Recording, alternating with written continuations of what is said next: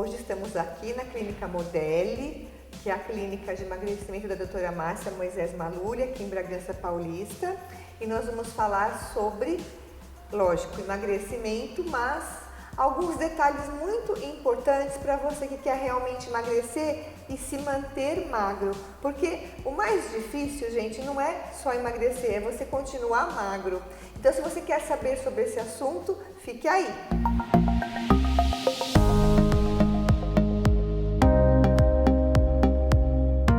Gente, então vamos lá, vamos falar sobre emagrecimento com a especialista, doutora Márcia Moisés Maluri. Muito obrigada pela oportunidade de estar aqui na sua clínica.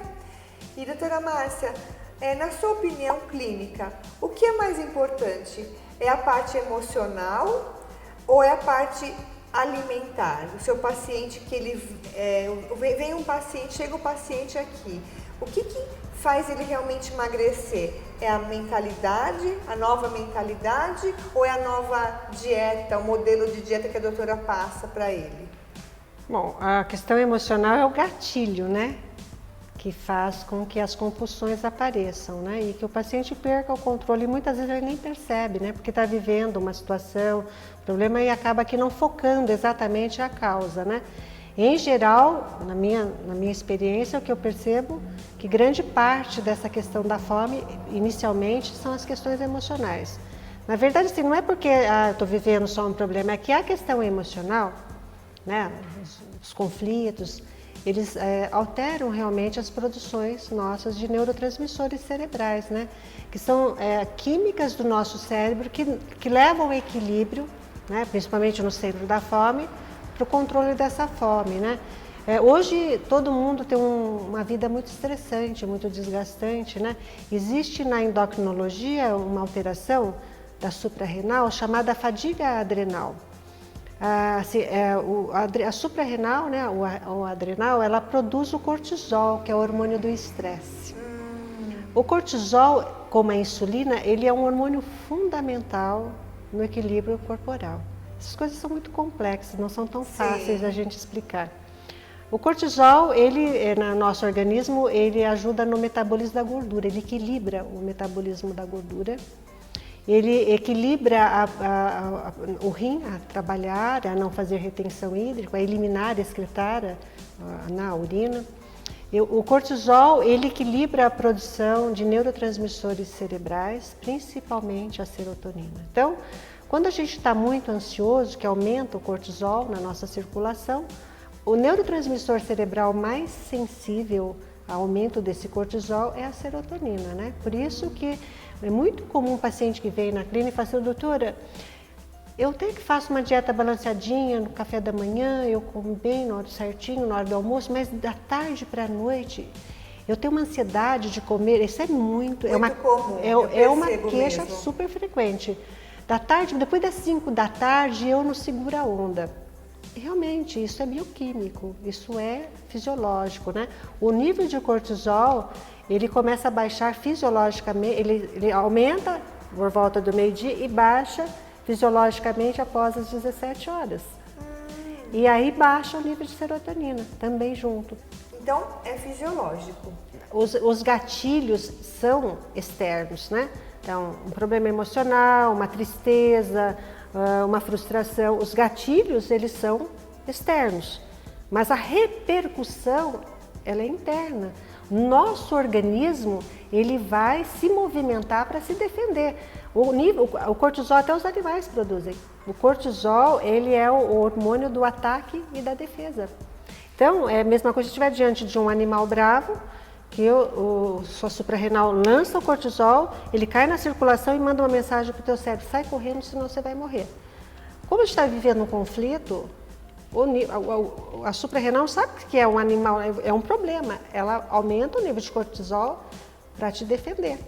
Né? E aí ele vai trazendo essas repercussões que eu te expliquei, Sim. Que isso aí aumenta a fome, diminui a saciedade, é muito complexo. E como um paciente pode se defender dessa baixa aí do cortisol? Desculpa. Do aumento do cortisol. Da baixa da serotonina, onde ele vai buscar o doce, ele vai buscar... Porque se vai acontecer isso todo dia, Então, todo dia ele vai ter um problema às 5 da tarde, 6 da tarde ele vai chegar em casa, vai devorar o armário. Eu sei como é que é, já passei por isso. Então, como que esse paciente deve agir? Muitas vezes precisa ter uma dieta equilibrada, né? Diminuindo carboidratos e açúcares, porque eles viciam o cérebro esse comportamento, né? Já tem estudos sobre isso. E, obviamente, grande parte dos pacientes que vêm em consulta, né? E a maioria refere esse sintoma, né? De compulsão da tarde para a noite. Existem dentro da medicina ortomolecular que a gente tem, né? Os produtos que eles vão ajudar a formar serotonina. Para equilibrar, porque muitas vezes sozinho o paciente não consegue mesmo. Aliás, ele não tem nem noção que fisiologicamente no organismo dele isso está acontecendo. Ele nem raciocina, né? Ele nem E percebe. sabe, Lissandra, às vezes a gente vê muito assim, é muito frequente, esse nível de estresse vai ficando tão alto que a suprarrenal dele ele entra em fadiga e ela para de funcionar, de produzir o cortisol. E a baixa, muito baixa do cortisol leva a essa fadiga adrenal, cujos sintomas são exaustão. Se eu tenho doutor, eu durmo tranquila à noite, mas eu acordo, parece que eu travei uma luta durante a noite. Eu não tenho disposição. Realmente, a falta do cortisol também é algo problemático. Então, na verdade, assim, numa situação dessa, o médico tem que agir. Sim. Né? Ele tem que estar explicando ao paciente, conscientizá-lo de que inicialmente precisa, né, modular todas essas alterações, equilibrarem, conscientizar o paciente das mudanças que são cabíveis a ele, que ele precisa fazer, para que depois, mesmo que não tem como hoje em dia, a gente não está submetido a estresse, é coisa da vida, né? Sim.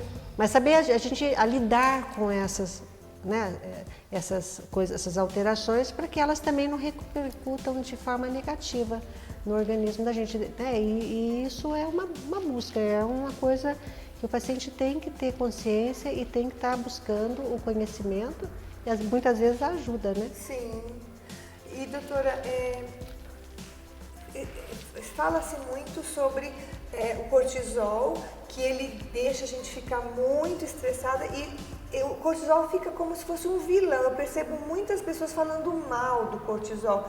Então foi bom a doutora falar que não é assim que ele Não, ele tenta defender o nosso organismo. Sim, porque né? as pessoas falam muito mal que o cortisol incha. Isso. Mas ele faz mesmo, porque, né, ele faz um desequilíbrio hidroeletrolítico, né, porque ele a adrenal é uma glândula de cima do rim. Mas isso são alterações fisiológicas, né? Mas assim, fisiologicamente o cortisol é para defender o nosso organismo. Como eu te falei, o organismo, ele não sabe dizer se é uma fera ou é uma situação. Né? Ele precisa produzir o cortisol, tem que produzir, porque também, se não produzir, leva a essa fadiga adrenal, que vai causar outras repercussões de forma muito negativa, com sintomatologias muito ruins. Então, tudo que é extremo, né, ou muito ou menos, gera desequilíbrio. E só uma última pergunta, doutora Márcia. Às vezes, depois do almoço, eu percebo isso muito em mim. E muitas amigas falam isso. A gente almoça e sente a vontade de comer um docinho.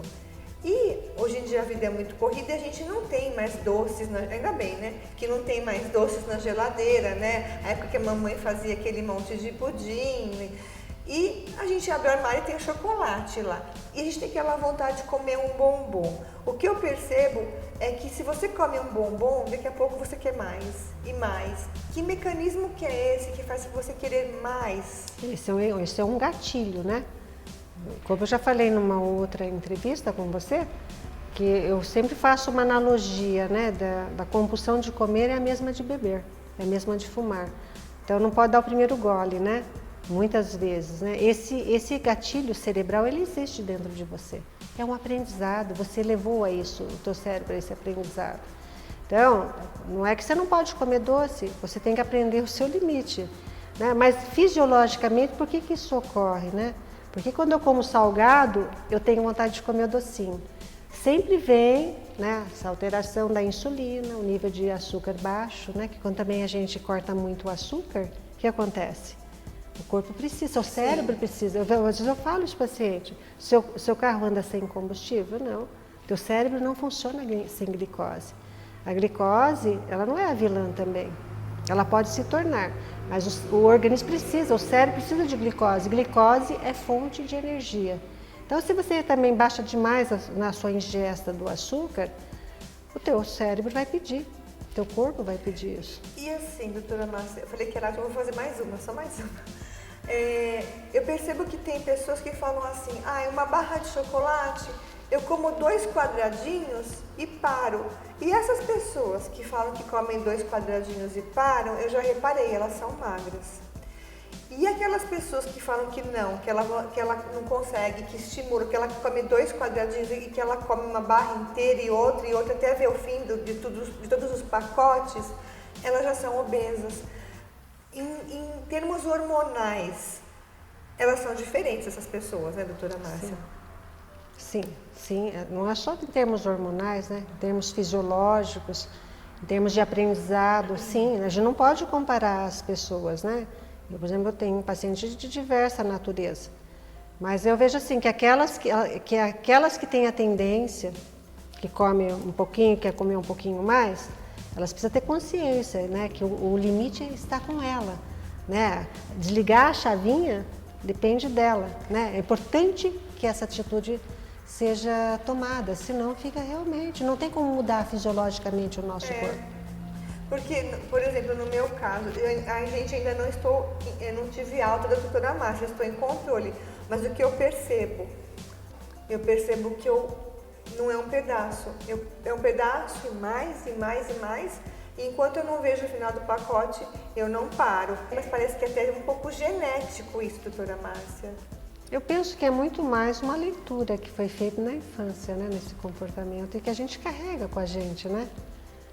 Tudo pode ter controle, a gente não pode pôr a culpa tudo na genética, né? Tem um médico americano, já falecido, ele dizia, né? Uma frase célebre dele, ele dizia que 30% das doenças que existem no mundo, nós a herdamos. Então, o fator genético nelas é muito importante. Mas 70% nós criamos. Então, e hoje existe uma ciência, né, que é a epigenética, que fala muito sobre isso, né, que tem comprovação científica sobre isso, né, que os fatores externos, né, comportamentais, seja os hábitos alimentares, o sedentarismo, a poluição, a má ingesta de líquidos, a bebida alcoólica, tudo são fatores, né, externos à nossa genética, mas que vão interferir sim mudando. Então a gente tem condições sim de a gente mudar a nossa história, a nossa história genética, tem sim. Não podemos pôr a culpa na genética. Como todo mundo, a culpa da tireoide. Todo mundo põe a tireoide a vilã, né? Mas a gente tem sim, pode sim, tem pacientes que têm distúrbio. Mas mesmo tendo distúrbio de tireoide, você pode mudar a sua história. Então, nesse caso da pessoa que tem já uma tendência a querer mais, como é o caso do primeiro gole, não deu o primeiro gole, talvez seja o caso de não coma o primeiro bombom, porque você vai acabar com a caixa inteira e com a sua saúde e todo um trabalho que foi feito, doutora. Eu sou favorável a que o paciente aprenda o limite, né? Porque eu acho que tudo podemos, né? Tudo a gente pode, só que tem por limite, né? E cada um tem o seu limite e fica até difícil para nós médicos dimensionarmos qual é o limite de cada um, é um aprendizado próprio, né? Mas tem sim pacientes que essa coisa do cérebro mesmo, de dar o... Do gatilho. Tem muito mais dificuldade, muito, e tem gente que resiste a fazer essa mudança. É muito complexo isso, né? É muito complexo. Mas por isso que nós vamos marcar outras vezes essa conversa gostosa, porque é um tema que interessa para muita gente, porque, como a doutora falou, né?